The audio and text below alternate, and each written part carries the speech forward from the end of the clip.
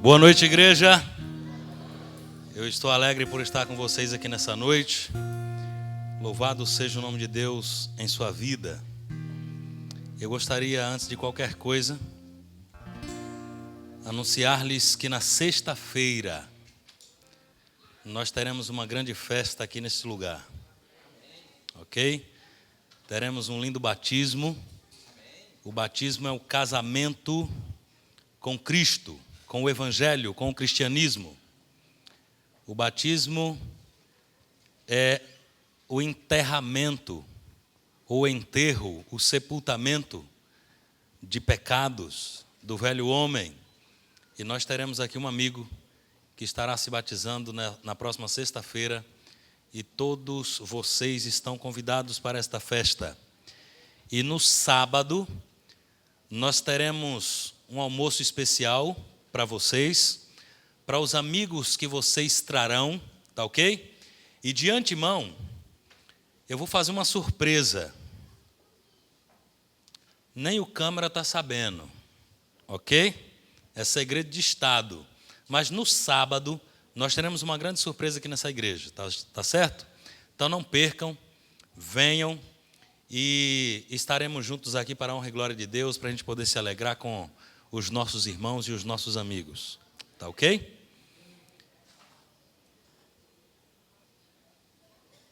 No livro de Mateus, no capítulo 23. Mateus 23. Amém? Antes de lermos, eu gostaria de convidá-los a fechar os seus olhos e vamos falar com Deus. Querido Pai, louvado e exaltado seja o nome do Senhor. Queremos agradecer como os teus filhos pelo privilégio de nos fazer viver neste dia. Obrigado pelo trabalho, obrigado por nos levantar e nos devolver os sentidos, audição, olfato, paladar, também o tato. E o Senhor também nos deu o controle sobre as nossas necessidades. Quantas pessoas durante o sono têm tido um infarto ou um AVC, mas o Senhor nos concedeu saúde e vida nesse dia. Trabalhamos, resolvemos alguns problemas. E nesse instante nós estamos aqui na tua casa para louvar e engrandecer o nome do Senhor.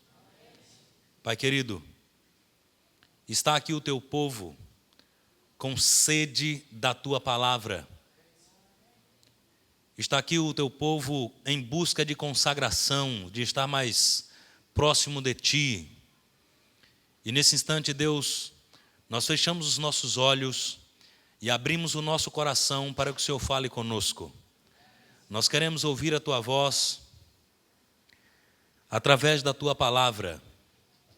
Que o Senhor nos use, não somente no falar, mas também no ouvir.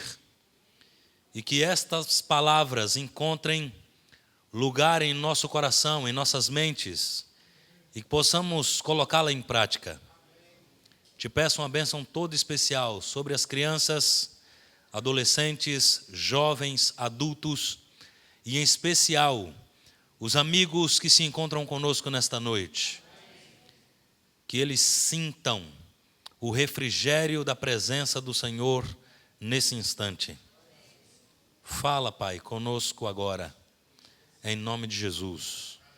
Amém. Mateus 23. Queridos, antes de começarmos a ler o verso 13, eu gostaria de anteceder um pouco essa história. A Bíblia nos revela sobre uma igreja, a igreja de Deus, a igreja verdadeira. Talvez vocês olhem para mim e perguntem, mas a Bíblia diz qual é a igreja verdadeira? E por que existem tantas igrejas? Por que tantas religiões? Por que tantas ideias convergentes, ideias diferentes, ideias que não batem? Por quê? Mas a Bíblia relata de um povo que foi levantado, de um povo que foi escolhido. Ontem eu falei a respeito dessa escolha. Deus escolheu você e você faz parte desta igreja que a Bíblia relata ser a verdadeira. E hoje nós vamos falar um pouco a respeito dessa igreja, ok? Depois eu vou ler um outro versículo que está lá em Isaías, que diz que esta igreja é um povo que é chamado de reparadores de brechas. Mas como assim? Aí eu vou explicar para vocês logo mais, tá ok? Agora, nós vamos ler Mateus 23, verso 13. Escutem. Na linguagem de hoje diz assim: ai de vocês, mestres da lei e fariseus, hipócritas, pois vocês fecham a porta do reino do céu para os outros, mas vocês mesmos não entram, nem deixam que entrem os que querem entrar, ou que estão querendo entrar. Versículo 15. Ai de vocês, mestres da lei e fariseus, hipócritas, vocês atravessam os mares e viajam por todas as terras, a fim de procurar converter uma pessoa para a sua religião, e quando conseguem, tornam essa pessoa 2 vezes mais merecedora do inferno do que vocês mesmos. Doído isso aqui, irmãos. Doído. A primeira vez que eu li isso aqui, eu fiquei impressionado. E como, infelizmente, isso tem acontecido aqui conosco. Muitas vezes, nós temos interesse de trazer pessoas para a nossa religião. Em algumas traduções diz conquistar um prosélito. Alguém adquirido para a sua fé. Alguém que você foi lá, estudou com ele, mostrou a verdade, a pessoa se interessou, se converteu, o Espírito Santo o converte e agora ele vem até aqui no altar entregar a sua vida ao Senhor. E ali no tanque batismal, ele faz um casamento com Cristo para nunca mais se separarem. Que dia maravilhoso para aqueles que já experimentaram essa experiência. Mas que dias terríveis se seguem para aqueles que se batizam até se acostumarem a engatinhar, ir se alimentando, até experimentar um alimento mais sólido, para poder se desenvolver na fé. Porque na maioria das vezes, nos preocupamos com os nossos prosélitos, ou com aqueles que nós trazemos para a nossa religião, até chegarmos aqui. Quando chegamos no tanque, parece que a nossa missão acabou. Já observaram isso? A Bíblia diz, no versículo 20, espera aí que eu vou achar aqui primeiro e já falo para vocês. Olha só o que diz. Portanto, vão a todos os povos do mundo e façam com que sejam meus seguidores, batizando esses seguidores em nome do Pai, do Filho e do Espírito Santo. Em primeira instância, batizando. Agora na segunda, ensinando-os a obedecer a tudo que tenho ordenado a vocês. E lembrem disto, eu estou com vocês todos os dias até o fim dos tempos. Olha a ordem. Primeiro, conquistar discípulos, apresentar Cristo, viver Cristo. Depois batizá-los e depois ensiná-los. Na maioria das vezes nós temos invertido isso. A gente quer ensinar e depois de batizado, acabou. Infelizmente tem sido assim. E eu gostaria de continuar essa leitura para nós meditarmos um pouco mais a respeito disso. No verso 16, Mateus ainda continua dizendo: ai de vocês, guias cegos, pois vocês ensinam assim: se alguém jurar pelo templo, não é obrigado a cumprir o juramento. Mas se alguém jurar pelo ouro do templo, então é obrigado a cumprir o que jurou. Vejam, verso 17. Tolos e cegos. Qual é o mais importante, o ouro ou o templo que santifica o ouro? Verso 18. Vocês também ensinam isto: se alguém jurar pelo altar, não é obrigado a cumprir o juramento, mas se jurar pela oferta que está no altar, aí sim, então é obrigado a cumprir o que jurou. Verso 19. Cegos. Qual é mais importante, a oferta ou o altar que santifica a oferta? Verso 20. Por isso, quando alguém jura pelo altar, está jurando pelo altar e por todas as ofertas que estão em cima dele. Verso 21. Quando alguém jura pelo templo, está jurando pelo templo e por Deus, que mora ali. Verso 22. E quando alguém jura pelo céu, escutem, está jurando pelo trono de Deus e pelo próprio Deus que está sentado nele. Verso 23. Ai de vocês, mestres da lei e fariseus, hipócritas, pois vocês dão a Deus a 10ª parte até mesmo da hortelã, da erva doce e do cominho, mas não obedecem aos mandamentos mais importantes da lei, que são os de serem justos uns com os outros, e de serem bondosos, e os de serem honestos. Mas são justamente essas coisas que vocês devem fazer sem deixar de lado as outras. Verso 24.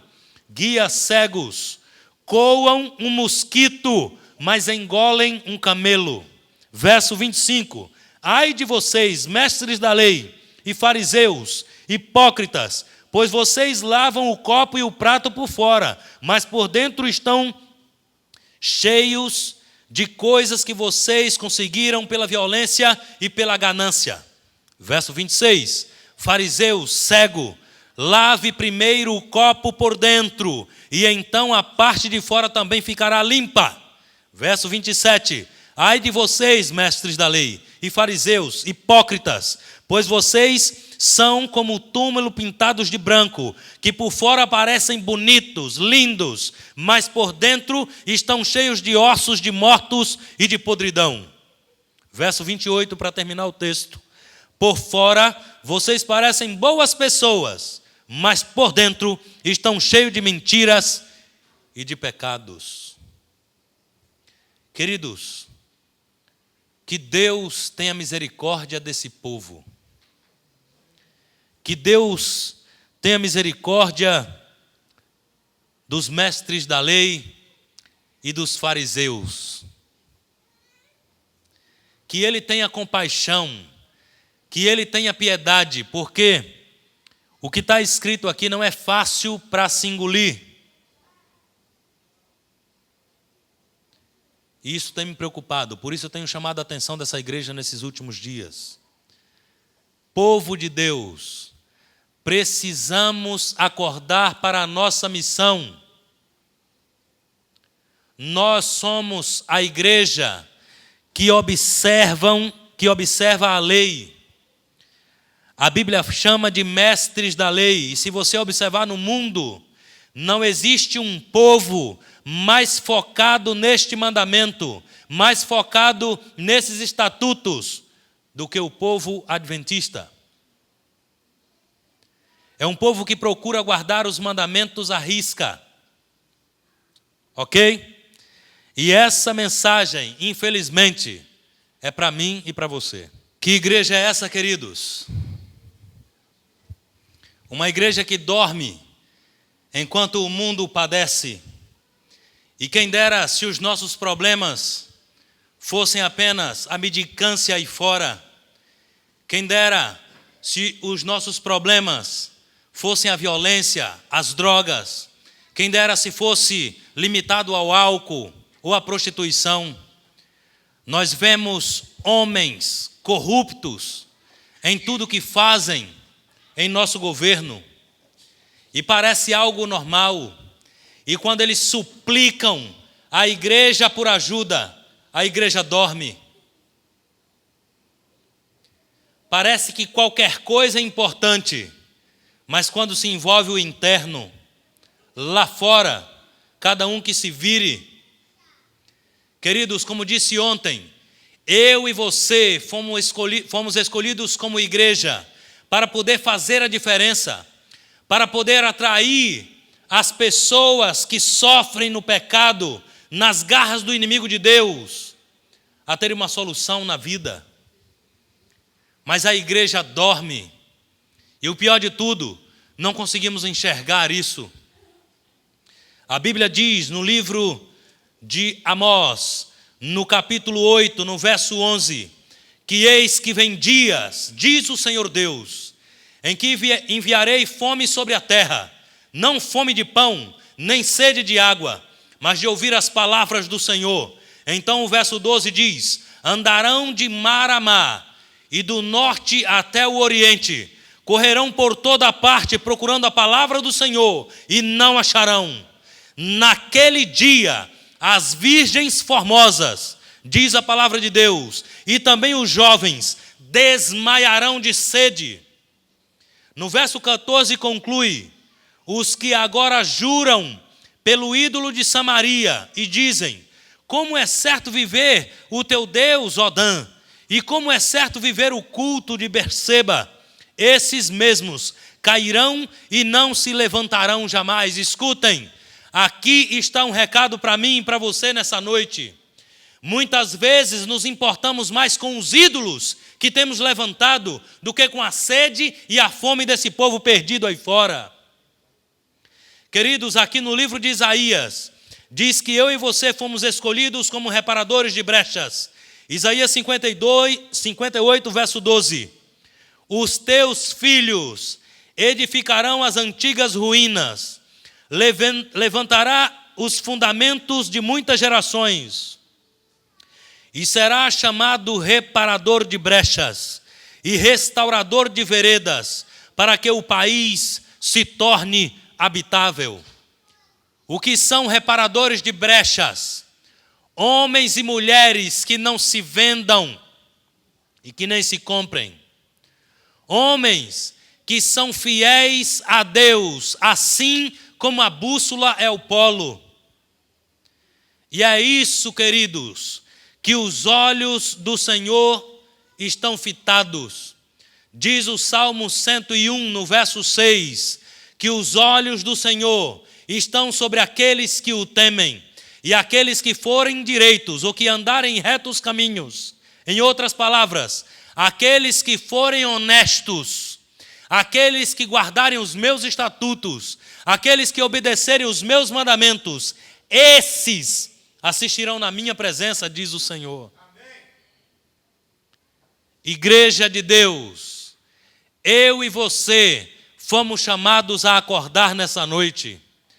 Ontem nós lemos um verso de Isaías 56, 10, que nos chama de cães mudos, que não sabem ladrar, sonhadores, preguiçosos, que gostam de dormir. Enquanto isso, um mundo aí fora, pessoas pelas quais o Senhor Jesus morreu lá na cruz do Calvário, morrem, perecem de fome e sede. Enquanto a igreja permanece abastada, cheia, achando que é rica, rica de conhecimento, rica de achos, de opiniões, de ideias. E sabia que o nosso mal muitas vezes é saber demais?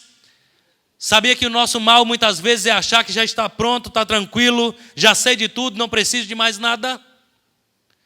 E muitas vezes, queridos, nós achamos que estamos tão bem, que já estamos prestes a ser iguais a Cristo. Daqui a pouco não estamos mais precisando de um Salvador, queridos.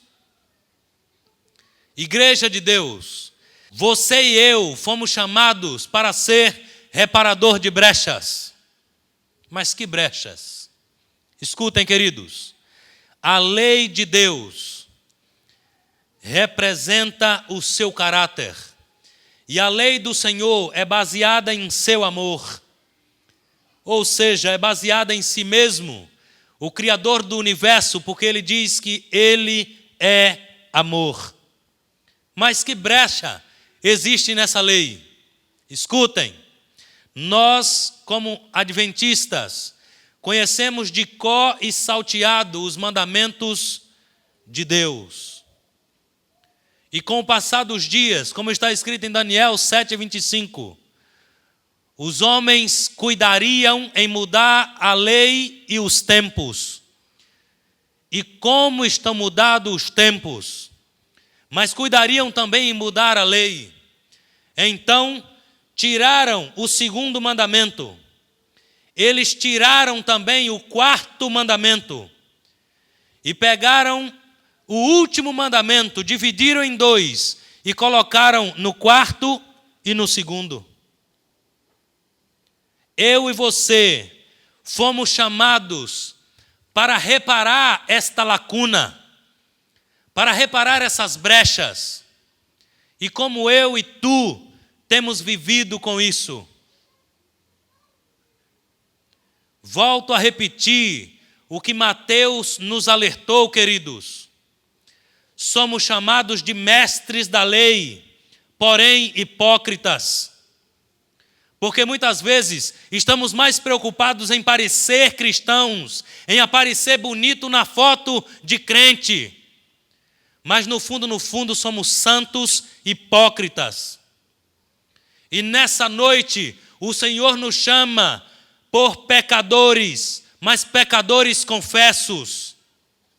Essa deve ser a minha e a tua preocupação, queridos. Não achar que sabe demais, não achar que está tudo bem e levar as coisas no banho-maria. A Bíblia diz que esse povo é um povo que persevera, é um povo que busca a santificação. Isso está escrito no livro de Apocalipse, no capítulo 12, no capítulo 14, no verso 12, que diz: aqui está a perseverança dos santos. Mas quais santos? O verso conclui: os que guardam os mandamentos de Deus e o testemunho de Jesus, ou a fé de Jesus.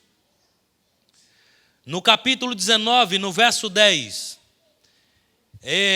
a profecia explica o que significa esse espírito da profecia, esse testemunho de Jesus. Prostrei-me ante os seus pés para adorá-lo. Ele, porém, me disse: vê, não faças isso. Sou conservo teu e dos teus irmãos, que mantêm o testemunho de Jesus. Adora a Deus, pois o testemunho de Jesus é o espírito da profecia. E eu fiquei pensando, o que é o espírito da profecia? É o que está escrito, queridos, por todos os profetas, desde o Gênesis até o Apocalipse. Se tiver escrito nestas profecias, eu e você, como adventistas, aqueles que foram chamados para preparar as nações para a vinda do grande rei, esses que foram chamados são reparadores dessas brechas. Se tiver escrito, cremos. Se não tiver escrito, não cremos, porque a palavra de Deus, o espírito da profecia, é a regra de fé e prática desta igreja. Agora eu pergunto, por que a igreja dorme? Porque eu acho que já estou bem e não preciso de mais nada. Eu acho que a minha carreira acaba quando eu desço as águas batismais. Agora é só sentar no banco e esperar o Senhor Jesus voltar. Sabem, queridos, eu e você fomos chamados para apressar esse conhecimento. E no livro O Grande Conflito, também no livro Eventos Finais, Ellen White diz que no dia que esta mensagem for pregada com todo afinco, com toda a determinação, com toda a força, o Senhor Jesus virá. E eu fiquei pensando, mas por que não pregamos essa mensagem? Justamente porque estamos dormindo, irmãos. Estamos tímidos, sabe? E parece que o importante é viver essa fé para mim. Os demais, cada um que se vire, escutem. Amanhã eu vou falar um pouco a respeito disso. Que a missão de pregar o Evangelho é deste povo que infelizmente dorme. E como eu queria que a igreja de Deus fosse imbuída por esse Espírito, de como disse aqui um dia o nosso irmão Irã. Talvez eu não tenha coragem de subir os montes de Cachoeiro de Itapemirim e pregar o evangelho, mas se eu viesse para a igreja e me prostrasse aqui ao altar do Senhor e orasse por aqueles que têm coragem de ir, com certeza nós teríamos muito mais igrejas nesse lugar. Muitas pessoas, queridos, não estariam morrendo de sede e de fome como estão lá fora. A nossa igreja seria uma igreja mais fulgurante, uma igreja com a luz de ofuscar as visões por aí afora, de chamar atenção. Mas por que não é? Porque ela dorme. Ela acha que basta ser crente aqui. Lá fora, a gente pode se misturar na multidão. Escuta, irmão. Você foi chamado para fazer a diferença. Por isso eu e você precisamos ser diferentes. Repito, pregar não é um dom. Algumas pessoas dizem, irmão, mas eu não sei pregar. Eu não tenho o dom da palavra. Já ouviu isso? Mas a Bíblia diz, ide. Isso não é um dom. Isso é uma ordem. Isso é um mandamento. Eu e você, filhos, precisamos viver isso. Ou senão o Senhor Jesus não voltará em nossa geração. E no rojão que estamos indo, essa missão ficará para os filhos, quem sabe para os netos, ou talvez para os bisnetos. E morreremos, desceremos à sepultura com a esperança de que o Senhor viria. Eu e você precisamos atentar para isso, queridos. E gostaria de terminar essa mensagem lendo para vocês o que está escrito no livro de 2 Pedro, no capítulo 3, a partir do verso 9. Não retarda o Senhor a sua promessa, como alguns a julgam demorada, diz o verso 9. Pelo contrário, Ele é paciente, Ele é longânimo, Ele tem tido misericórdia para com vocês, não querendo que nenhum pereça, que nenhum se perca, senão que todos cheguem ao arrependimento. No verso 10 ainda diz, virá então como ladrão o dia do Senhor, no qual os céus passarão com estrepitoso estrondo, ou com grande barulho, e os elementos se desfarão abrasados. Também a terra e as obras que nela existem serão atingidas. Ou seja, não levaremos nada para o céu, irmãos. Tudo que hoje você tem perdido tempo para conquistar, um dia não passará de cinzas. Aquilo que é a ganância, a violência que você tem usado para poder adquirir, para poder se encher de bens, para poder talvez mostrar para os outros que você não gosta daquilo que você tem, tentar ser o que você não é, será destruído. Não levaremos nada disso para o céu, queridos. E aqui ainda termina dizendo, visto que todas essas coisas hão de ser assim desfeitas, deveis ser tais como as que vivem em santo procedimento e piedade. Escute, a igreja tem vivido em santo procedimento e piedade? Uma igreja cheia de mundanidade, achando que isso é normal? Por que lá pode e aqui não pode? O texto no verso 12 diz, esperando e apressando a vinda do dia de Deus, por causa do qual os céus incendiados serão desfeitos, e os elementos abrasados se derreterão. Duas palavras que me chamaram a atenção nesse texto é esperando e apressando. Na linguagem de hoje diz, aguardando e fazendo todo o possível para que ele volte logo. A maioria, eu tiro por mim, depois do batismo, me sento no banco e sossego o facho, como dizem por aí. Eu somente aguardo, mas não tenho apressado. Eu não tenho me preocupado com aqueles que necessitam de ouvir, de conhecer o plano da salvação. E sabe, queridos, Nós temos tropeçado em pessoas aí fora que precisam disso, mas não estamos dispostos a pagar o preço. Vai dar muito trabalho. Isso é dor de cabeça. E sabe o que acontece? Muitas vezes dentro da igreja está assim de eu sou. Eu sou o primeiro ancião da igreja. Eu sou o primeiro diácono. Eu sou a diretora da escola sabatina. Eu sou o diretor missionário. E a igreja está cheia de eu sou, onde na realidade ele deveria ser o eu sou e nós dependentes dele.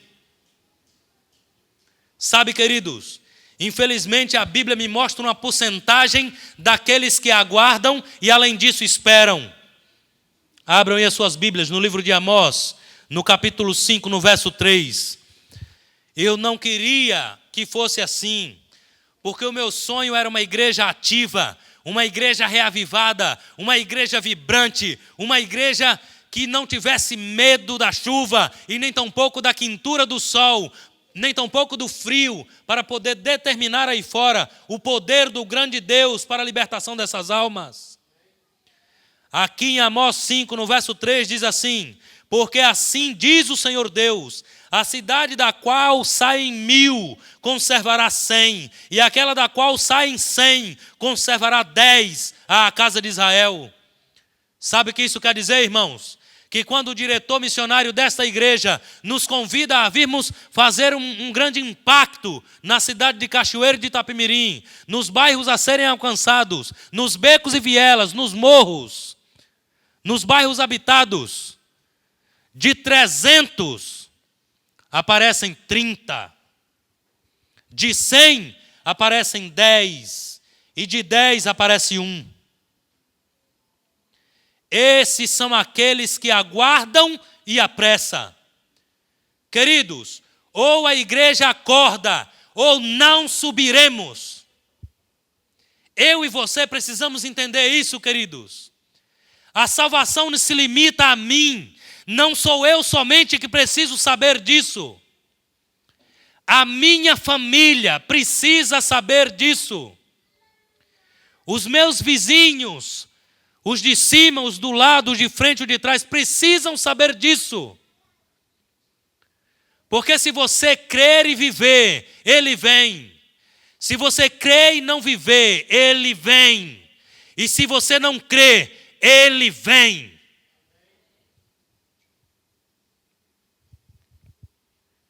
Existem pessoas sedentas, irmãos, aí fora. Pessoas que estão morrendo. Pessoas que estão se matando, se suicidando, porque não acham solução. E a depressão tem tomado conta deles por causa da minha preguiça. A irmã White chama de ociosidade, o nome moderno que inventaram para preguiça. Eu queria chamar a tua atenção nessa noite, igreja, para que você acorde. Porque não vai ser um simples aguardar que vai resolver o nosso problema de subir. Ellen White diz no livro Eventos Finais, ali na parte da volta de Jesus, que todos que forem para lá receberão das mãos do Salvador a sua coroa. Todas as coroas terão pelo menos uma estrela. Ela diz que alguns receberão uma coroa com muitas estrelas, outros com mais ou menos de estrelas, e outros com uma estrela, mas todos estarão satisfeitos com a sua. Ninguém entrará no céu sem que tenha na coroa pelo menos uma estrela, ou seja, ninguém entra sem que pelo menos leve alguém para o céu. E se você não tiver o desejo de levar alguém para o céu, você pode estar querendo ir para qualquer outro lugar, menos para lá.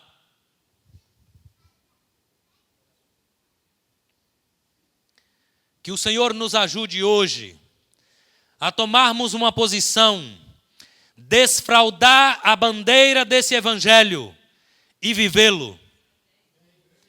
Eu costumo dizer, queridos, por onde eu passo, Jamais eu quero duvidar da infinita sabedoria de Cristo. Mas no dia que ele disse, ide por todo o mundo e pregai o evangelho, e batize em nome do Pai, do Filho, do Espírito Santo, façam discípulos, ensinando a guardar tudo aquilo que eu ensino para vocês.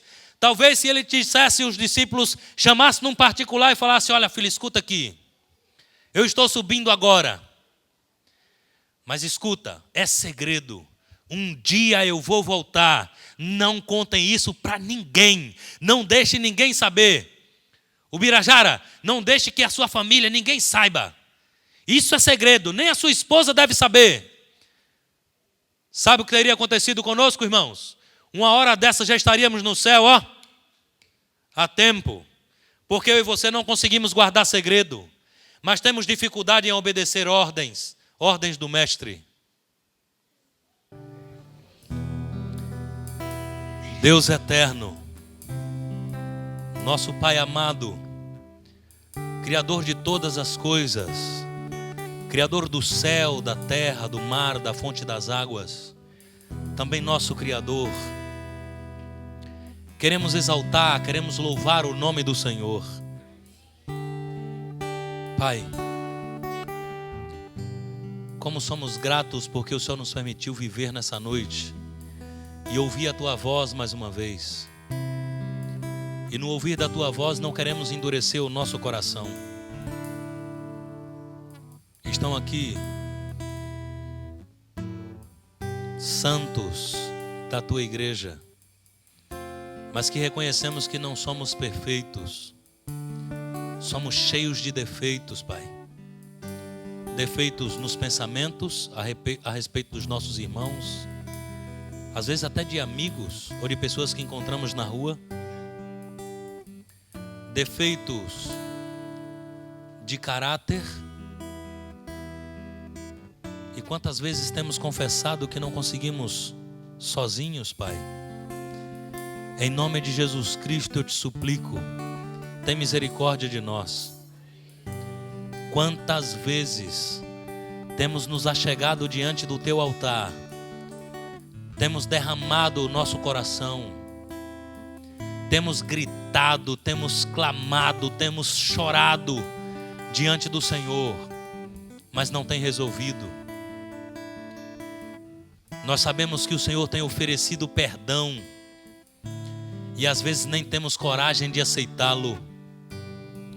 Mas talvez, Deus, dentre nós existam algum que o perdão não seja suficiente, estão precisando de um milagre, como é o meu caso. Por favor, Deus, tudo aquilo que eu pretendo, tudo aquilo que eu quero fazer de bom, eu não consigo. E aquilo que eu não quero fazer, isso sim eu faço. Eu te peço libertação nessa noite. Existem aqueles que não conseguem sozinhos, Pai. E por isso nós te rendemos nessa hora a nossa vida. Que a Tua misericórdia nos alcance. E eu te suplico em nome de Jesus, não desista de nós.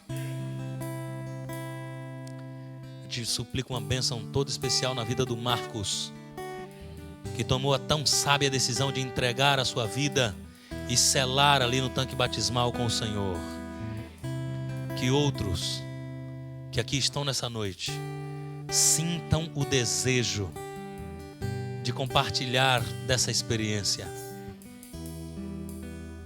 Nos traga aqui amanhã às 5:30 da manhã. Queremos buscar a Tua presença. Queremos romper barreiras, fazer alguns sacrifícios, talvez deixar a cama, o ar-condicionado fresquinho, mas que o Senhor nos faça crescer na Tua presença, para a honra e glória do Teu nome, não para nós mesmos. E amanhã à noite, na quinta-feira, queremos estar aqui para cantar mais uma vez louvores ao Senhor. Nos ajuda, Pai. Reconhecemos que precisamos de Ti. Acorda a Tua igreja, em nome de Jesus.